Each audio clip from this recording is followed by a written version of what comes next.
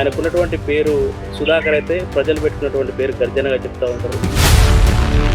మీరు మొదటగా మీకు పేరు తెచ్చినటువంటి పాట ఏది? మొట్టమొదటిసారిగా నన్ను ఆడియో క్యాసెట్లో మన నాగన్న గారు నన్ను పాడిపించారు. అమరుడావో అమరుడావో అన్నయ్యా కామ్రేడావో కట్ట నరసింహారెడ్డన్నా. ఉమ్మడి కరీంనగర్ జిల్లా చూసుకున్నట్లయితే సో ఇట్లాంటి అంశాల పట్ల ఎట్లా ఉండే, గతంలో ఎట్లున్నది, ప్రస్తుతం ఉన్నటువంటి పరిస్థితులు? నల్ల బొగ్గుకు నెత్తురు నొద్ది సింగరేణుకే సిరులంఘించి చీకటి బతుకులాయనా నీ చితికిన బొంకెల మిగిలేరో.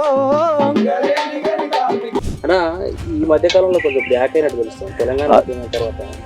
అవునన్నా, ఎందుకని నేనే కొన్ని పర్సనల్ చాలా మంది వాళ్ళ పాటలు, అందరి పాటలు, రైటర్ల పాటలు, అన్ని పాటలని అందరి నేను పాడినాను. ఇప్పటివరకు ఎన్ని సాంగ్స్ పాడారు? దాదాపు 20-25 క్రాస్ అయినాయి. నాకు కొన్ని గుర్తుకులేవు. ఇంకా మంచి జానపదం ఒకటి తీసుకున్నాను.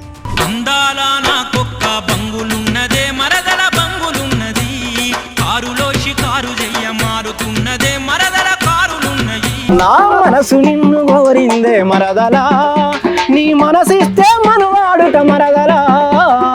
పిల్లగాడు ఫోన్ చేసి బాగా ఆడిపోతున్నావు అని ఫోన్ చేసి బాగా నువ్వు ఆడిపోతే ఫస్ట్ అన్నతోడు పాట పాడియాలని. లవాల గుట్ట నిన్ను లవాడింద కొడతా బిడ్డ,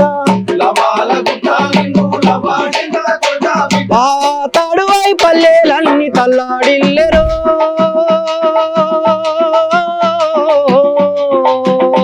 నా కొడుకా పటేలు సుధాకరా.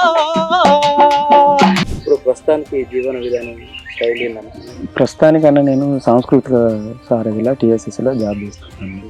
అసలు సాంస్కృతిక సారథికి మీకు ఏమైనా సెట్ అయిందన్న? అసలు ఏ అన్న పరిస్థితుల ప్రభావం. అంటే మీరు ప్రైవేట్గా ప్రోగ్రామ్ చేసుకోవచ్చు కదా, దేవుడికి అసలు సంబంధం కూడా లేదు. ఇప్పుడు ప్రోగ్రామ్ చేసుకుందాం అనుకున్నా కానీ ప్రస్తుతానికి ఏమంటుందంటే గర్జన అన్నాను అంటే ఒక లెజెండరీ సింగర్ అనుకుంటున్నాను.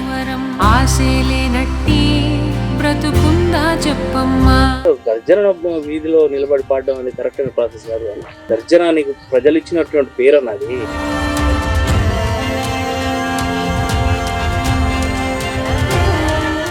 మంచి పాట తీసుకున్నాం, ఒకటి మరో జానపదమే తీసుకున్నాం.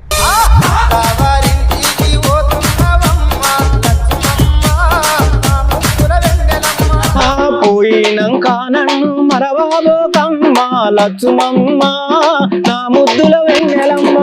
గర్జన అన్న పాటకి ఈ విధంగా కూడా ఊళ్ళలో మారిపోయింది అనుకోవాలి. అలా ఏమైనా సినిమాలలో అవకాశం వచ్చింది? సినిమాల ఆర్ నారాయణమూర్తి గారి సినిమాల 3 పాటలు పాడిన. చీకటి సూర్యుడు సినిమాల ఎట్లా బతుకుడు ఎలా బతుకుడు తెలంగాణ జిల్లాలోన.